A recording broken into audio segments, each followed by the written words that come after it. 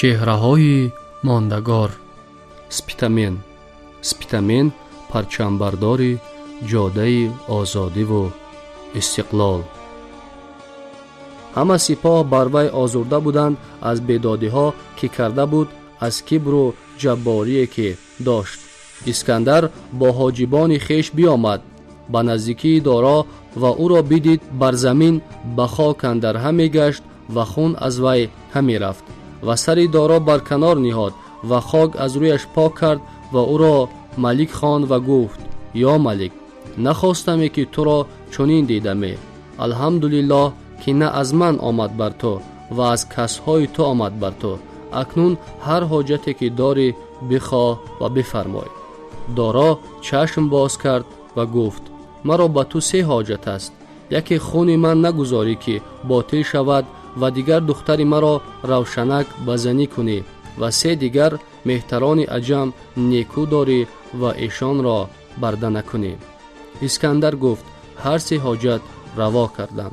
و دارا بیمرد و اسکندر او را به تابوت اندر کرد و دیگر روز به تخت دارا بنشست و آن روشنک را بزنی کرد و علما و حکمای عجم را بیاورد و علمشان بیاورد و نوشت و ترجمه کرد به زبان یونان و به یونان فرستاد سوی اریستوتالیس و هرچند بتوانست از شهر پارس و بابل و عراق ویران کرد و حصارها بیفکند، همچنان که بخت و نصر کرده بود و دیوانهای دارا همه بسوخت.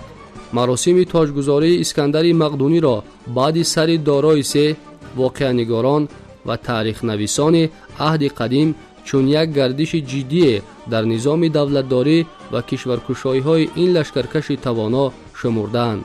او برابر رسم و آیین معمولی اشرافان یونانی عنعنه‌های شاهنشاهان هخامنشی را پذیرفته، مقربان و سرلشکرانش را وادار نمود که به رسم شرقیان در حضور او بزانو بزنند و حتی زمین ببوسند.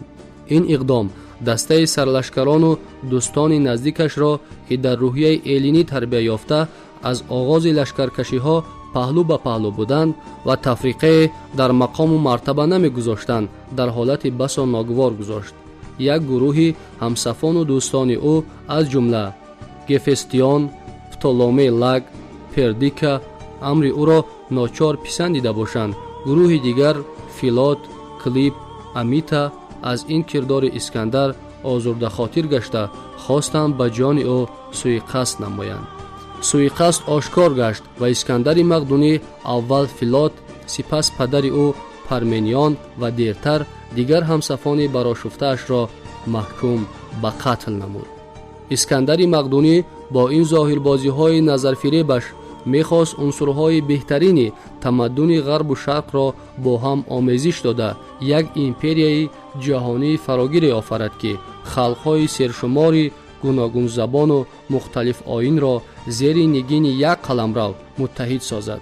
یک دولت متمرکز و ایدئالی بنیاد نماید که ساکنان یونان زمین خود را در بلاد پارس و ساکنان پارس خود را در مقدونیه بیگانه نپندارند. به همین خاطر او رسم و آیین فارس ها و دیگر خلقیت های آسیا را پذیرفته عزم جهانگیری و کشورکشایی ها نمود.